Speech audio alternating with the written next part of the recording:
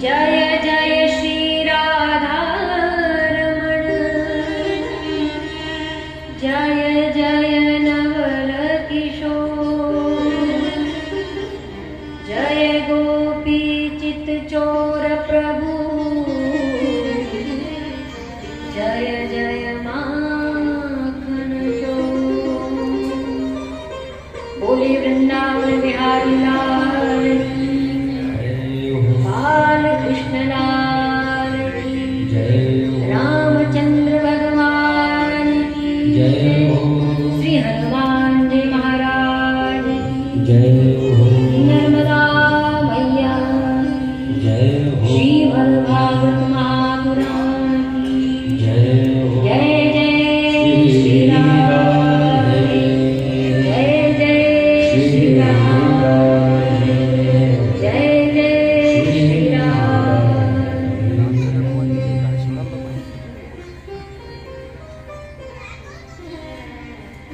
ये भाई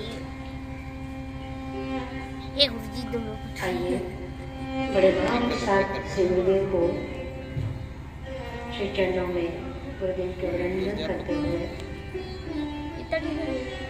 प्रभु की पावन लीलाओं का हम लोग रसास्वादन करेंगे।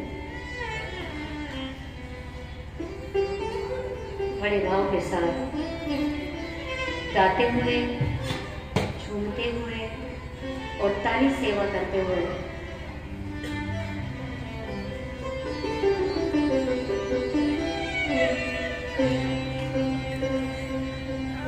गुरु देव तुम्हारी जय जय हो, गुरु देव तुम्हारी जय जय हो, गुरु देव तुम्हारी जय जय हो, गुरुदेव तुम्हारी जय जय हो, मेरे आत्मा तुम्हारी जय जय हो, मेरी आत्मा तुम्हारी जय जय हो, मेरे ब्रह्म तुम्हारी जय जय हो, मेरे ब्रह्म तुम्हारी जय जय हो, देव तुम्हारी जय जय हो, गुरुदेव तुम्हारी जय जय हो।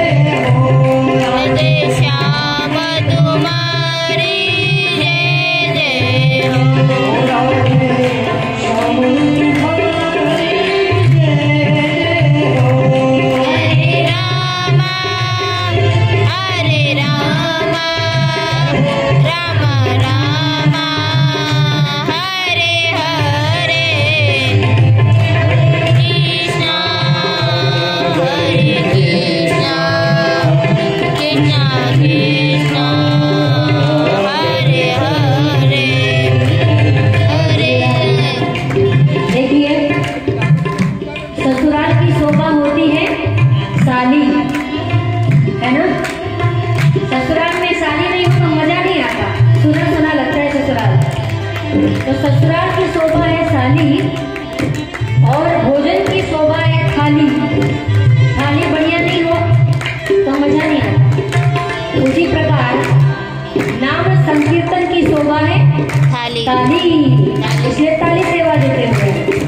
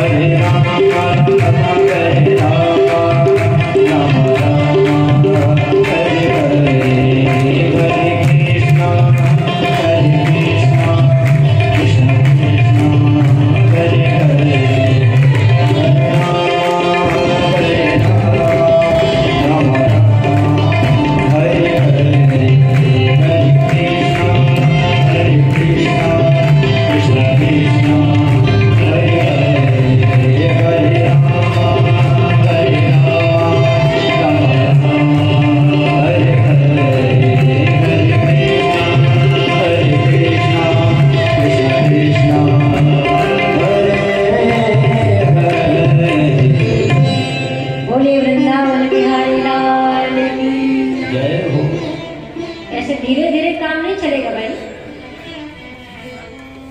अब 12 बजे गया, रोटा पानी खाई नहीं गया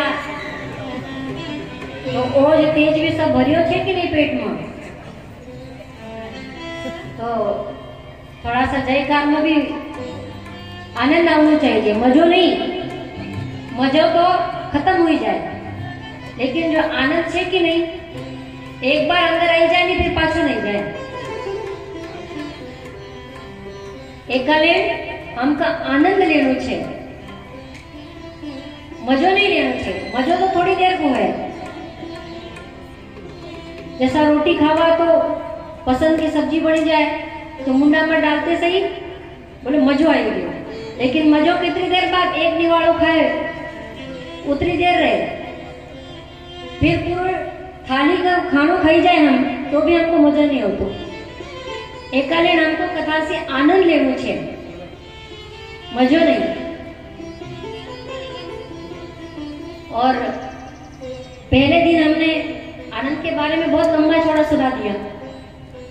आनंद एक बार जीवन में प्रकट हो जाता है तो कभी नष्ट नहीं होता, क्योंकि आनंद अंदर से उत्पन्न होता है, मजा वस्तुओं से उत्पन्न होता है।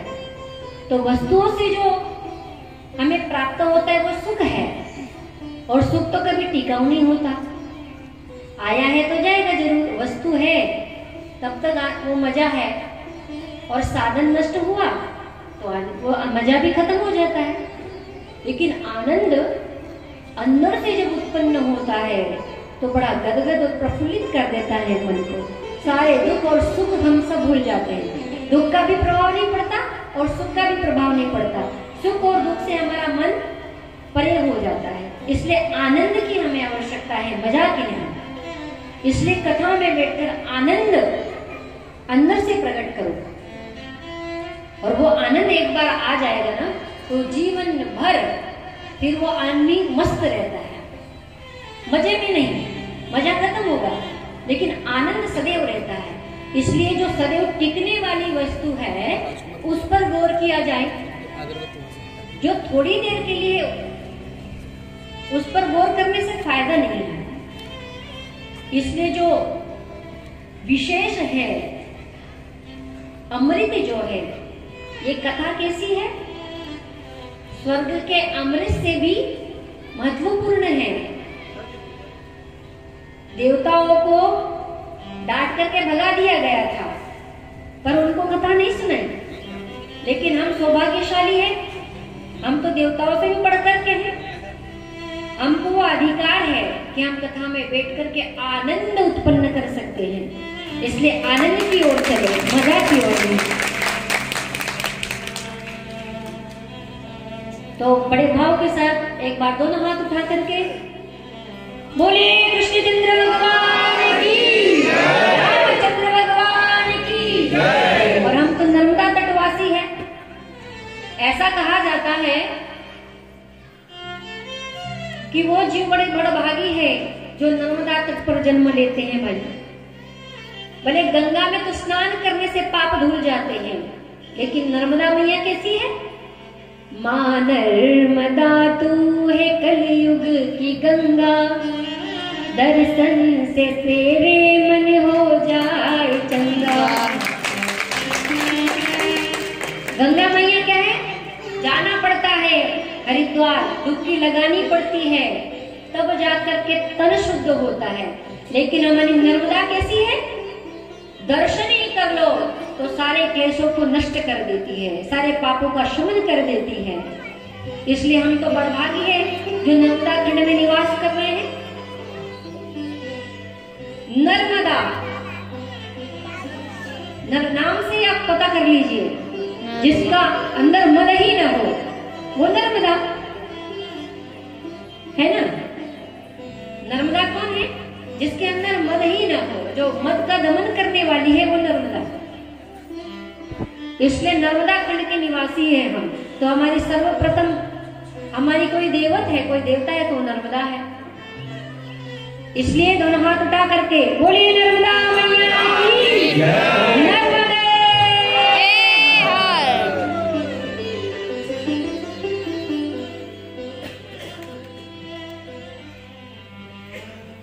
आइए बड़े भाव के साथ प्रभु के श्री चरणों में वंदन करते हुए हम लोग आज की कथा का श्रवण करेंगे।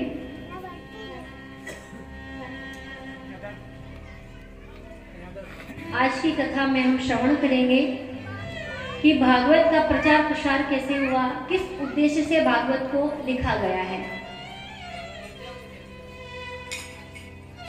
लेकिन कथा को श्रवण करने से पहले हम सभी बड़े भाव के साथ उस कृष्णचंद्र की छवि को अपने हृदय में प्रकट करते हुए, उस स्वरूप का ध्यान करते हुए हम उनकी लीलाओं को श्रवण करेंगे। कितना सुंदर मुखारविंद है भगवान का। छोटे से भगवान है, श्याम वर्ण है, गोल मटोल बिंबा फल जैसे गाल हैं, बड़े बड़े नेत्र हैं, सुंदर गुलाब की पंखुड़ियों की तरह जिनके ओठ हैं, और काले से चेहरे पर मोटा सा माने काजल लगा दिया है, बड़े बड़े नेत्र हैं। ऐसे सुंदर स्वरूप का ध्यान करते हुए कथा का श्रवण करेंगे। आइए सभी अपनी अपनी जगह पर पालकी मार के बैठे, सुखासन में। और तकलीफ होती है पैरों में तो एक साइड पैर करके बैठिए, इस व्यासपीठ की तरफ पैर करके लंबा करके ना बैठे हैं, अपराध होता है। ठीक है, तकलीफ होती है, कभी कभी दूसरों को सुख देने के लिए स्वयं तकलीफ उठानी पड़ती है। और हमारे भारत में तो पहले से होता आया है, स्वयं तकलीफें झेल करके दूसरों को सुख पहुंचाना हमारे भारतवासियों का स्वभाव है। इसलिए सभ्यता का भी थोड़ा सा ध्यान रखें, क्योंकि ज्ञान से आचरण सर्वश्रेष्ठ होता है। धन से व्यक्ति बड़ा नहीं होता है, धन संपत्ति से, पैसों से व्यक्ति बड़ा नहीं होता है। उसकी पूजा तो उसके आचरणों से होती है। जिसका चरित्र अच्छा है उसका जीवन अच्छा है, और जिसका जीवन अच्छा है तो उसका यश भी अच्छा होता है। तो अपनी अपनी जगह पर पालकी मार के बैठे और समय भी काफी हो जाता है, कथाएं बहुत सारी है। तो एक ध्यान की विधि मैं आपको बता देती हूँ, आप हमेशा करें उसको। जो भी आपके इष्ट हो, किसी को राम प्रिय है, किसी को कृष्ण प्रिय होते हैं, किसी को भगवती प्रिय होती है। हम आज ध्यान के बारे में चर्चा करेंगे थोड़ा सा। तो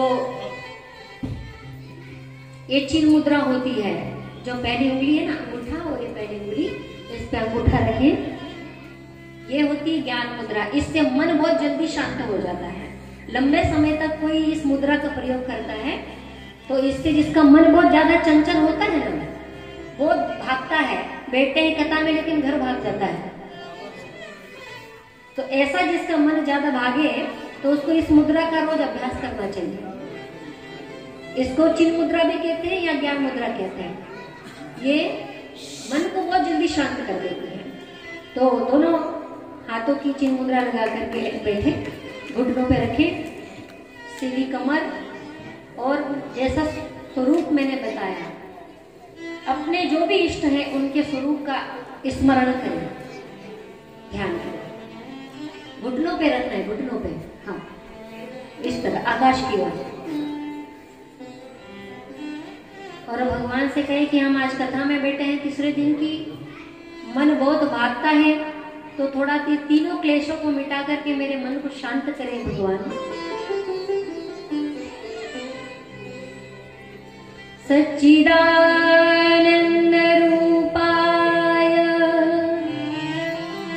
विश्वोत्पत्त्यादि हेतवे तापत्रय विनाशाय श्री कृष्णाय वयं नमः। श्री कृष्णाय वयं नमः।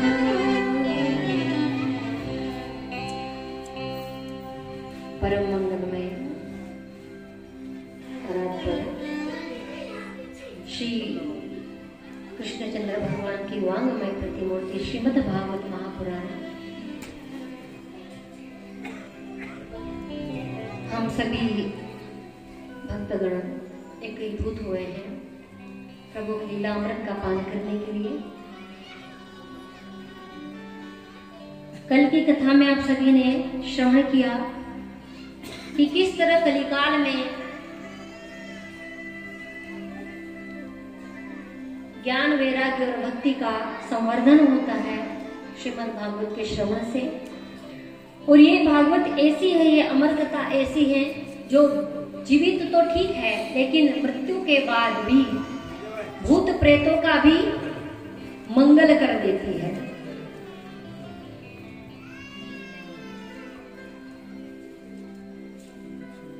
तो ऐसे श्रीमद् भागवत है। तो कल तो हमने श्रवण किया महात्म्य, आज कथा का प्रारंभ होता है कि कैसे श्रीमद् भागवत को लिखा गया, किस उद्देश्य से लिखा गया और किस प्रकार संसार में इसका प्रचार प्रसार हुआ। इस विषय पर हम चर्चा करेंगे।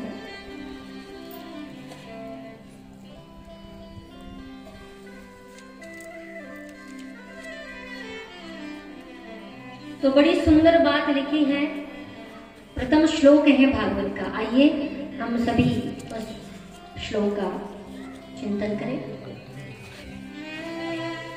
जन्मादस्य यतोऽन्वयादितरतश्चार्थेष्वभिज्ञस्वराट् तेने ब्रह्महृदाय आदिकवये मुह्यन्ति यत्सूरयः।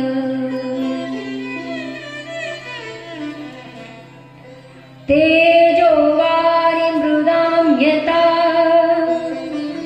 विनिमयो यत्र त्रिसर्गो मृषा धाम्ना स्वेन सदा निरस्तकुहकं सत्यं परं धीमहि। सत्यं परं धीमहि।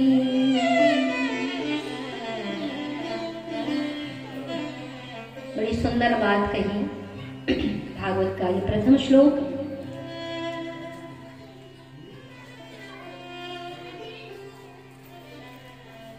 प्रेम से कहिए जय श्री राधे। देखिए, जब कथा चल रही हो तो बीच में कोई भी शिष्टाचार नहीं करें, है ना। जो भी करना है कथा से पहले या कथा के आरती के पहले ये सारी चीजें करें, क्योंकि आज के विषय बड़े सुंदर हैं। और कल से तो उत्सव ही मना जाएगा, नंद उत्सव मनाया जाएगा, भगवान की बाल लीलाओं का आनंद लिया जाएगा, भगवान की विवाह भी होगा, उसका भी आनंद लेंगे हम सभी, क्योंकि चौथे दिन के बाद तो लीलाओं का प्रारंभ हो जाता है। लेकिन ये 3 दिन की जो कथाएं होती है, इन कथाओं के बिना भगवान की लीलाओं में प्रवेश नहीं मिलता, क्योंकि भागवत में पहले ही बात आई है कि ज्ञान वैराग्य के बिना भक्ति नहीं है। इसलिए ज्ञान भी जरूरी है और वैराग्य भी अति जरूरी है। कैसा ज्ञान? ऐसा ज्ञान नहीं होना चाहिए जो सिर्फ दूसरों को बताने के लिए है, खुद के आचरण करने के लिए नहीं। एक बार क्या हुआ, एक व्यक्ति का बेटा मर गया। आजकल तो ऐसे ही है, ज्ञान बहुत है लोगों के पास, लेकिन कैसा ज्ञान है? दूसरों को समझाने के लिए, खुद को समझाने के लिए नहीं। अज्ञानी तो कोई नहीं है।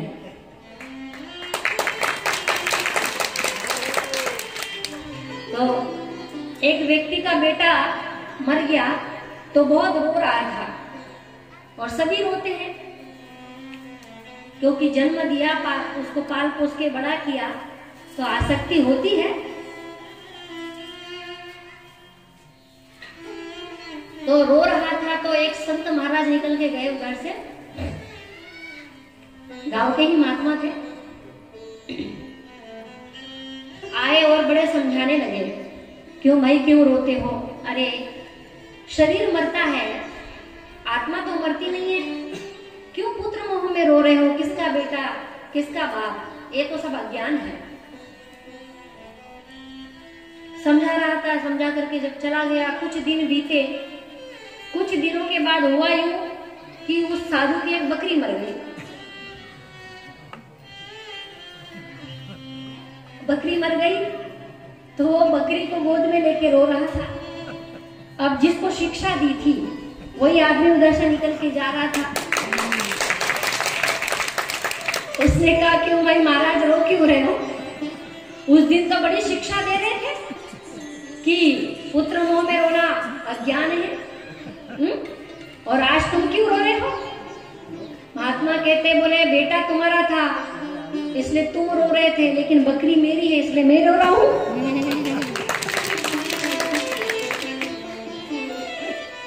तो ऐसा ज्ञान किसी काम का नहीं होता। ज्ञान तो वो श्रेष्ठ है जो आचरण में आता है ना। वैराग्य भी वही श्रेष्ठ है, लेकिन लोगों को वैराग्य कितना आता है? अरे कोई मर गया, उसको कंधे पे राम नाम सत्य है, सत्य बोलो होते हैं। उस समय थोड़ी देर के लिए वैराग्य आता, अरे यार क्या रखा है दुनिया में, कई लेन आया न कई लेन जावांगा, सब छोड़ी न तो जावांगा। इतना वैराग्य आता है, अग्नि लगा देते हैं उस शव में, और मन में बड़ा विक्रांत आ जाता है थोड़ी देर के लिए। ओ ऐसा मन में आता है कि घर बार छोड़ दो और मैं भी भगवान का भजन करने लगी। और जैसे ही शमशान घाट से घर आया, घर में पत्नी को जल्दी से गर्म पानी कर, लोग बेसमय मर जाते हैं, ठंड बहुत पड़ रही है, खाने पीने की गया, ठंड में कुड़कुड़ाना पड़ रहा है। तो ऐसा वैराग्य भी काम का नहीं, जिसे कहते हैं मरकट वैराग्य। वैराग्य तो वो श्रेष्ठ है कि वैराग्य का तात्पर्य ये नहीं कि संसार छोड़ देना, घर बार छोड़ देना।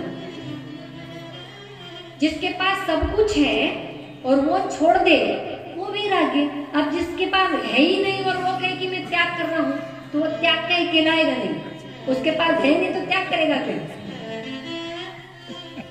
भाई सब कुछ रहते हुए मन में उस वस्तु के प्रति मोह नहीं, वो वैराग्य।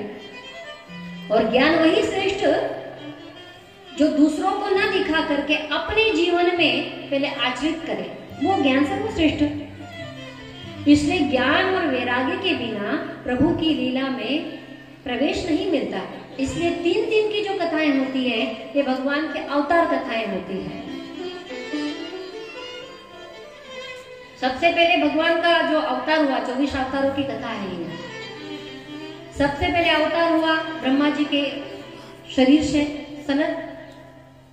सनंदन, सनातन और समस्त कुमारों का। सर्वप्रथम ब्रह्मचर्य,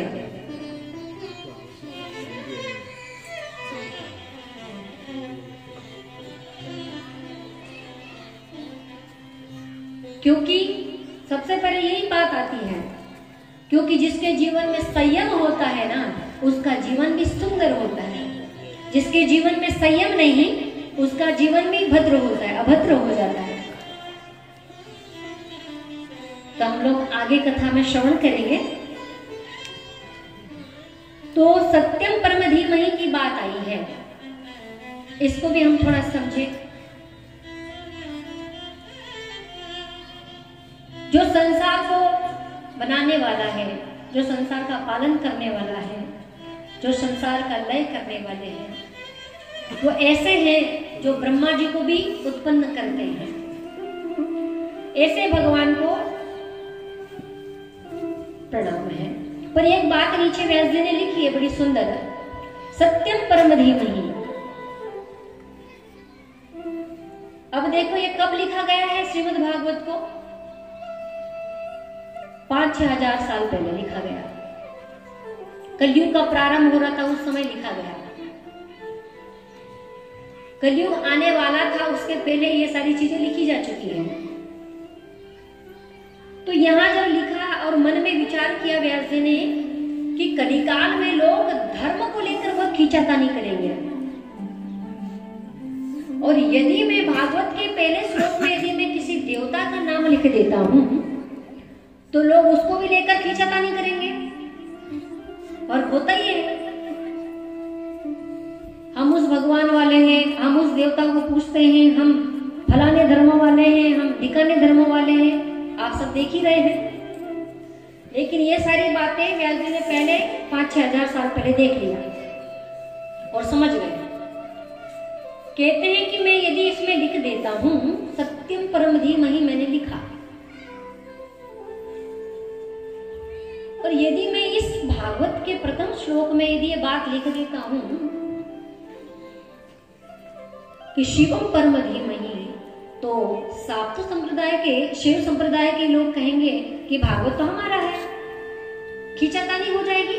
आजकल लोग धर्म को लेकर के बहुत ज्यादा उपद्रव हो गया है, समाज में बहुत खलीबली मच चुकी है, अशांति मच चुकी है। तो मन में क्या, नहीं नहीं नहीं, मैं शिवम परम धीमहि नहीं लिखूंगा, तो ऐसा करता हूं रामम परम धीमहि लिख देता हूं।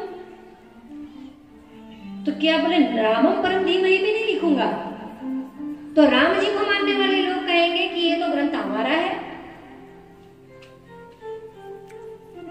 तो उसमें तो शक्ति का भी प्रसंग आता है भागवत में, तो मैं ऐसा करता हूं शक्ति परम धीमहि लिख देता हूं। तो शाक्त संप्रदाय के लोग कहेंगे तो ये तो हमारा है।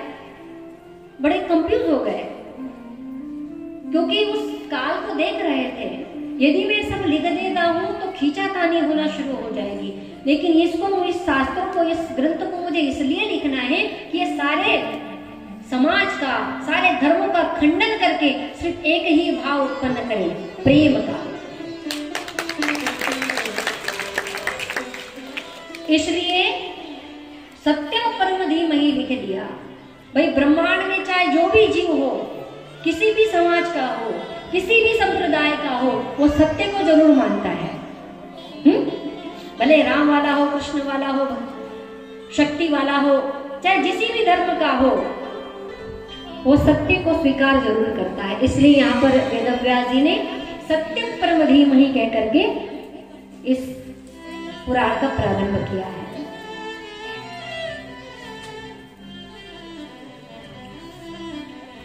और एक बात ये भी तो है, धर्म न दूसर सत्य समाना, आगम निगम पुराण बखाना। सत्य को सारी दुनिया मानती है, सत्य के बिना तो सृष्टि टिक ही नहीं सकती। इसलिए सत्यम परम धीमहि कह करके प्रारंभ किया है। अब दूसरा श्लोक है बड़ा समझने वाला, आइए हम श्रवण करते हैं। धर्म प्रोंचित केतवोत्र परमो निर्मत्सराणां सतां वेद्यवासवमत्र वस्तु शिवदं तापत्रयोन्मूलम्।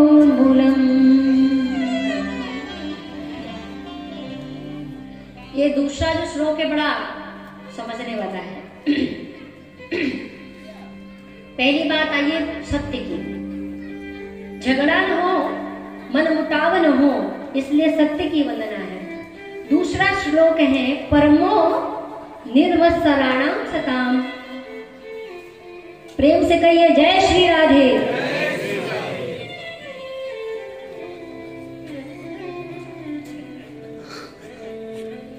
क्या लिखा है? निर्मत्सराणां सताम। निर्मत्सरता किसे कहते हैं? बोले भागवत श्रवण करने का अधिकारी कौन है? जिसके हृदय में मत्सरता नहीं है। मत्सरता किसे कहते हैं?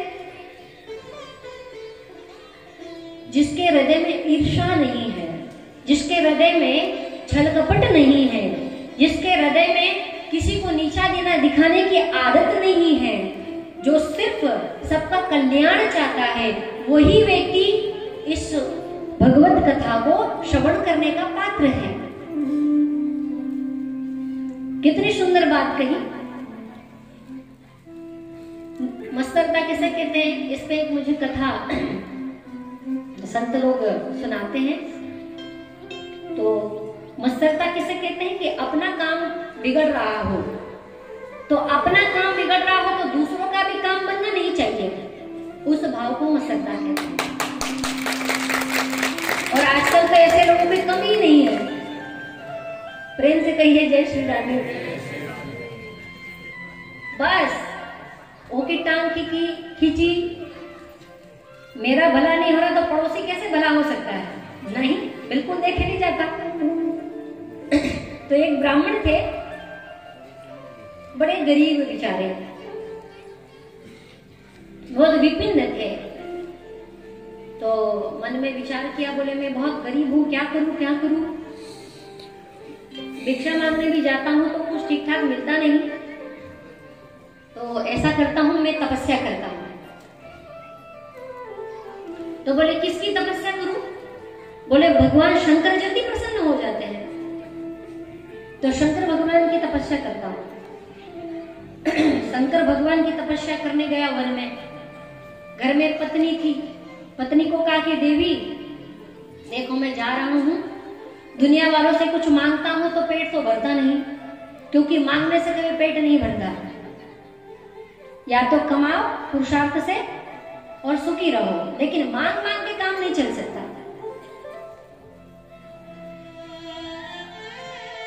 तो क्या किया?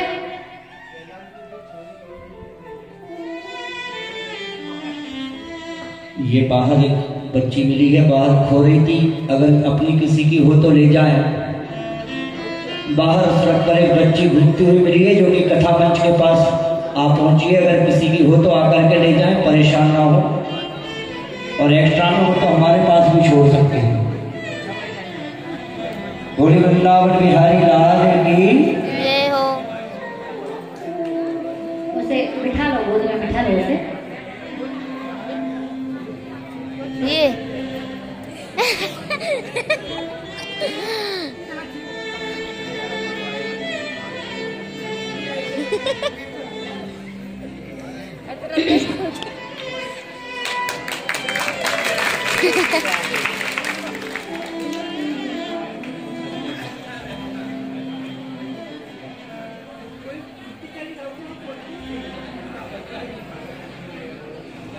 से कहिए जय श्री राधे।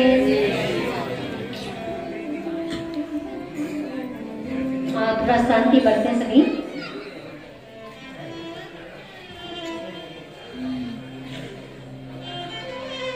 तो ब्राह्मण ने सोचा कि मैं शिव की आराधना करता हूं। अब एक बात ये भी जान लीजिए कि ब्राह्मण किसे कहते हैं।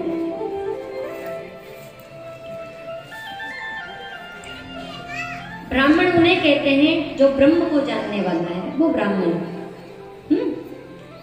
कोई वर्णों से ब्राह्मण या क्षत्रिय नहीं होता, जन्म से नहीं होता है, कर्मों से होता है।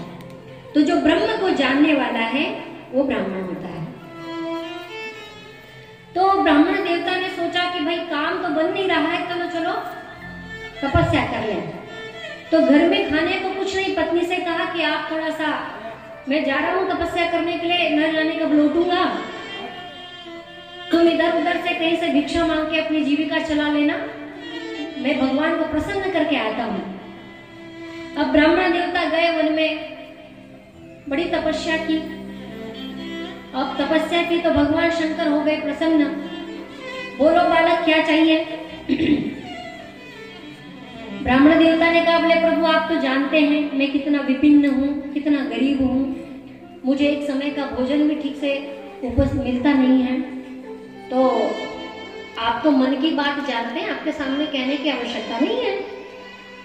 तो भगवान शंकर का स्वरूप कैसा है? मृगशाला लपेटते हैं और कमर में घंटी बंधी होती है, घंटे बंधे होते हैं। भगवान शंकर ने कहा, बोले सुनो, अपने कमर से घंटा छोड़ा भगवान ने और वो घंटा ब्राह्मण को दिया। अब ब्राह्मण देवता मन में सोचे कि भला घंटे को क्या करेंगे?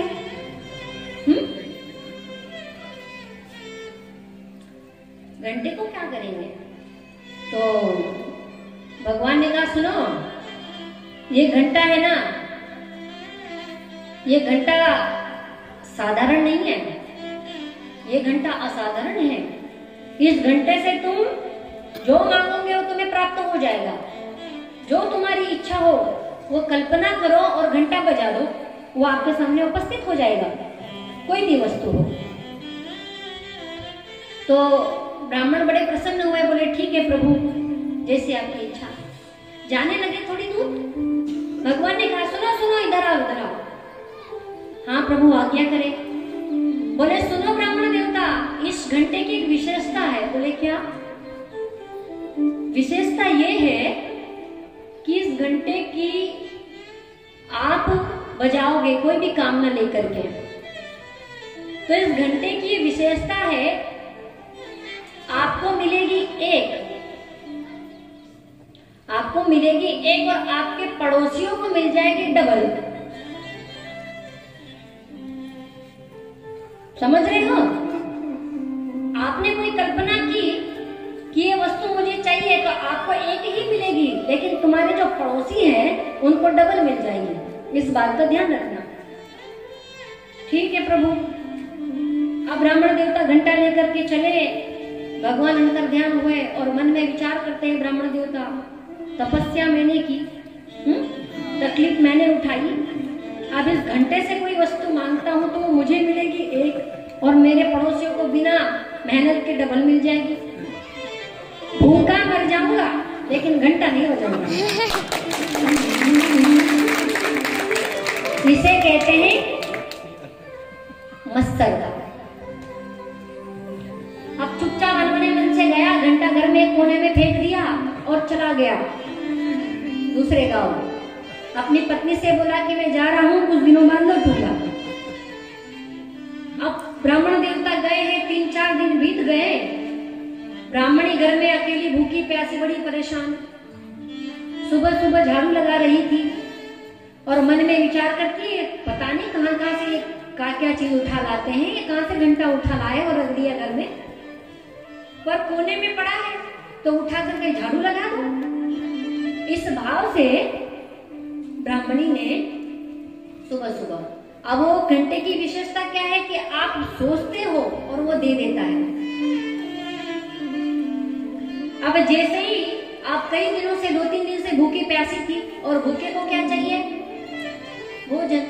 भूखे आदमी के सामने तुम हीरे मोती सब रख दो तो उसको वो सुहाएंगे नहीं, क्योंकि इस संसार में कोई महत्वपूर्ण वस्तु है तो वो है अन्न। अन्न जीने के लिए अति आवश्यक है। शरीर को ओज और रस देने के लिए अन्न अति आवश्यक है। इसलिए सबसे बड़ा भगवान कोई इस दुनिया में है तो वो है अन्न। इसलिए सबसे ज्यादा महत्व किसको दिया गया है कलिकाल में? अन्नदान को। जितना हो सके अन्नदान करो, जितना हमसे हो सके लोगों को भोजन करवाओ, जितना हो सके जीव जंतुओं को अन्न खिलाओ। भैया हीरे मोती मिल जाएंगे, लेकिन हीरे मोती खा करके पेट नहीं भरने वाला, पैसा खा के पेट नहीं भरने वाला, पेट भरेगा तो अन्न से ही। इसलिए अन्नदान सर्वश्रेष्ठ दानों में एक है। तो 3-4 दिन से भूखी ब्राह्मणी मन में विचार कर रही है, अभी तक ब्राह्मण देवता पहुंचे नहीं, बहुत भूख लगी है, सुबह सुबह का समय, चलो झाड़ू लगा लेती हूँ। तो झाड़ू लगाती लगाती आई और घंटा बजा, उठा करके जैसे ही घंटा उठाया तो घंटा बजा टन करके। अब वो तो मन की बात जानने वाला था, जैसे ही बजा तो मन की बात समझ करके घंटेश्वर बाबा ने 56 प्रकार के व्यंजन सामने प्रकट हो गए। अब भूखे को चाहिए भोजन, झाड़ू तो फेंक दी ब्राह्मणी ने और भोजन करने लगी। भोजन किया, प्राप्त हो गई। उसके बाद दिमाग आया कि एक बात मेरे समझ में नहीं आई, मैं बहुत दिनों से भूखी थी, 2-3 दिनों से, लेकिन ये भोजन कैसे मिला? लगता है ये घंटे का ही कमाल है, घंटे का कमाल है। जब ये घंटा भोजन दे सकता है तो ये तो सब कुछ दे सकता है। तो उसने कहा कि ब्राह्मण देवता भी कैसे हैं, घर में खुद स्वयं यहाँ पर घर में अमृत पड़ा है और ये भाग दौड़े दौड़े घूम रहे हैं। भैया उसने घंटा उठाया ब्राह्मणी ने और बजाना शुरू कर दिया। हे घंटेश्वर बाबा, मेरा घर बन जाए। अब डबल होना था, ब्राह्मणी का घर बन गया, सिंगल स्टोरी, पड़ोसियों के चारों तरफ डबल स्टोरी बनकर के तैयार हो गया। फिर बोली है घंटेश्वर बाबा, मेरे घर में 2 गाड़ी मोटर आ जाए। अब भैया जैसे घंटा बजा तो इनके द्वार पर 2 गाड़ी मोटर आ गई, पड़ोसियों के घर 4-4 मोटरसाइकिल पहुंच गई। फिर बोले हे घंटेश्वर बाबा, मेरे घर में नौकर चाकर आ जाए, तो इनके घर पर 8, तो पड़ोसियों के घर 16 पहुंच गए। सब सुख सुविधाओं से संपन्न हो गई ब्राह्मणी, बड़ी प्रसन्न और इंतजार में थी पति के आने की। अब 5-7 दिन बीते थे, ब्राह्मण देवता आए, दूर से देखा पगडंडी से, ओहो ये क्या बात है, बोलिए गलत गांव में आ गया लगता है मैं। भैया तो टूटी टपरियां थी सब जगह, पर बड़े बड़े महल कैसे खड़े हो गए? एकदम ख्याल, ओहो लगता है ब्राह्मणी ने घंटा बजा दिया।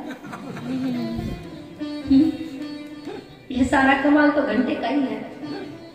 ऐसे अपनी बोरी बिस्तर तो फेंक दिया इधर उधर और जो भागे चले आए द्वार पर। जैसे ब्राह्मणी ने देखा तो आरती वारती लेकर द्वार पे खड़ी थी, और जैसे आए दरवाजे पे और तिलक लगाने वाली थी, ब्राह्मण बोले, अरे देवी ये सब क्या हो गया? ब्राह्मणी ने कहा, बोले क्या हो गया? अरे आप कैसे पागल हैं? अरे घर में स्वयं धन पड़ा हुआ है, सर्वस्व पड़ा हुआ है, और तुम बाहर मारे घूम रहे हो। अरे पगली तुझे मालूम नहीं है। बोले क्या? बोले तुझे पता नहीं इस घंटे का ये प्रभाव है, इस घंटे से कोई वस्तु मांगे हम एक, हमको मिलेगी एक और हमारे पड़ोसी को मिल जाएगी डबल। तो पंडित जी ने कौन सी बड़ी बात है, हम भी तो सुखी हो गए ना, हमारे पास घर है, हमारे पास मकान है, हमारे पास नौकर चाकर है, गाड़ी मोटर है, तो हमें ईर्ष्या क्यों? ब्राह्मण ने कहा नहीं, बिल्कुल नहीं, ऐसा नहीं हो सकता। अरे भूखा मैं मरा, तपस्या मैंने की, तकलीफें मैंने उठाई, और वो मिलेगी मुझे एक और मेरे पड़ोसियों को बिना मेहनत के मिल जाए, मैं कैसे देख सकता हूँ? बिल्कुल नहीं हो सकता। तो ब्राह्मण ने घंटा उठाया और प्रार्थना की घंटेश्वर बाबा से, हे घंटेश्वर बाबा, मेरी एक आंख फूट जाए। अब उसका काम तो डबल करने का।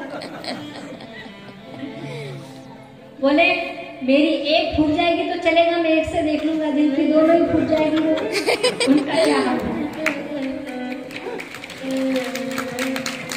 भैया ब्राह्मण की एक गई तो पड़ोसियों की दोनों ही गोविंदाय नमो नमः।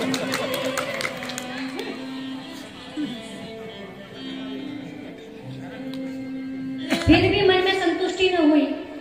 फिर बोला, हे घंटेश्वर बाबा, मेरो एक पैर टूट जाए। जब बोलना था भैया इनका एक पैर टूटा तो पड़ोसियों के दोनों ही श्री गोविंदाय नमो नमः। बोले मैं तो लकड़ी के सहारे से ही चल लूंगा, लेकिन जिनकी दोनों ही टूट जाए वो कैसे चलेगा? फिर भी खुशी न हुई ब्राह्मण को। फिर घंटा उठाया, फिर बोला, हे घंटेश्वर बाबा, मेरे द्वार पर कुएं खुद जाए। भैया इनके दरवाजे पर एक एक कुआं, तो पड़ोसियों के दोनों दोनों दरवाजे पे दो दो चार चार कुएं खुद गए। आप बिचारे अंधे लंगड़े लूंगे लोग घर से बाहर निकले और धम धम करके श्री गोविंदाय नमो नमः। उनको ऐसा गिरता हुआ देखकर ब्राह्मण को बड़ी खुशी होती। तो इसे कहते हैं मत्सरता, कि हमारा कोई काम बिगड़ रहा हो 4-5 बिगाऊं तो दूसरों का भी बिगाड़ देना। हम सुखी नहीं तो दूसरा भी सुखी नहीं होना चाहिए। ये भाव उसे कहते हैं कर दो मत्सरता। लेकिन भागवत कहती है कि ऐसे जिनके हृदय में मत्सर होता है, ऐसे लोग ईश्वर को प्यारे नहीं होते।